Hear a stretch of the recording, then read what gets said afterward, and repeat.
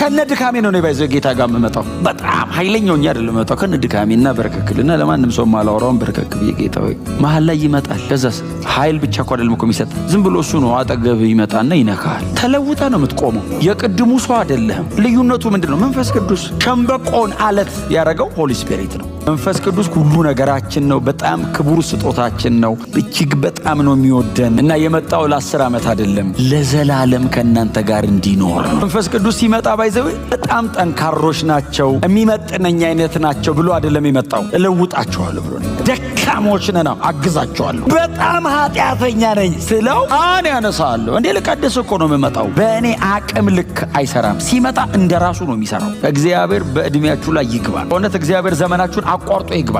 እግዚአብሔር ብቻ ሲመጣ የሚሰራ ስራ እናንተ ቤት ይሰራ። በአጋጣሚ እማትሉት እግዚአብሔር ብቻውን አረገው እምትሉትን ይሄንን እግዚአብሔር በላያችሁ ላይ መንፈሱን አውርዶ ያከናው ነው። እንደ ሰው ብቻውንማ መሞት የለም።